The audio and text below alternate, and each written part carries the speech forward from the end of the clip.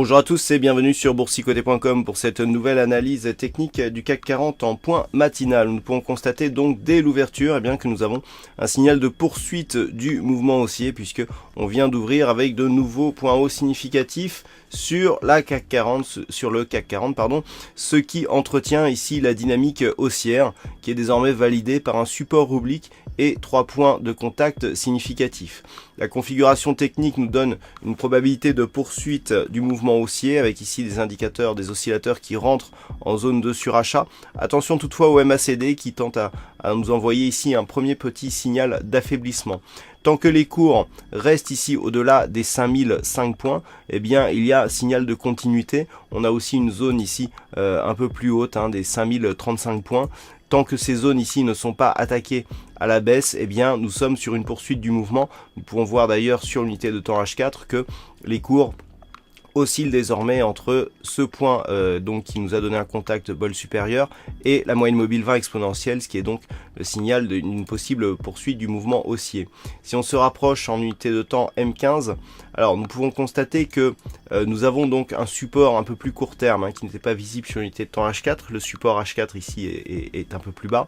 Une dynamique qui est relativement bien définie malgré une petite attaque ici des cours sur ce support. On a nos 3 points significatifs.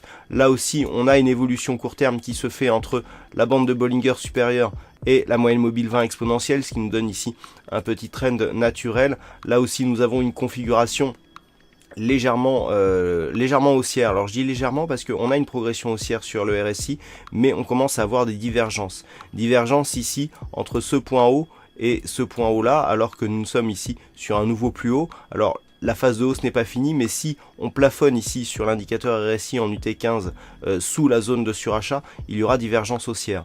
La divergence haussière commence aussi à exister sur le stochastique entre ces deux points hauts. Vous voyez qu'on a un croisement ici qui est inférieur au précédent croisement, alors que nous sommes sur un biais haussier. Donc tout cela, il va falloir le surveiller dans un contexte où le MACD, lui, reste relativement neutre. Donc on peut avoir ici une phase d'affaiblissement temporaire sur la zone des 5075 points, qui est actuellement la zone de résistance intermédiaire. Alors par rapport, je dirais, à cette unité de temps M15, nous avons ici une possibilité de poursuite du mouvement lié à une extension de Fibonacci. Lorsque l'on validera ici une rupture de cette zone des 5075 points, l'extension nous donne un objectif assez proche de la prochaine résistance naturelle qui se situe à 5099 points, puisque l'extension nous donne un objectif à 5093. Sur l'unité de temps H4, je vous rappelle que nous avons aussi une extension de Fibonacci qui nous donne un objectif ici à 5000,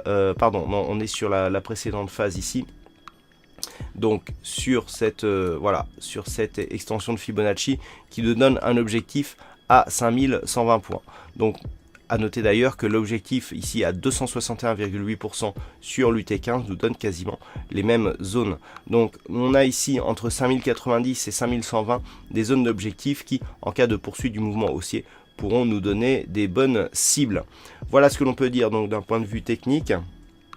D'un point de vue macroéconomique, il n'y aura pas de diffusion majeure ce matin. Il faudra attendre cet après-midi avec le PIB américain. Voilà, passez une bonne séance, bonne chance au prochain trade. On se retrouve toute la journée pour d'autres analyses techniques sur le site boursicoté.com.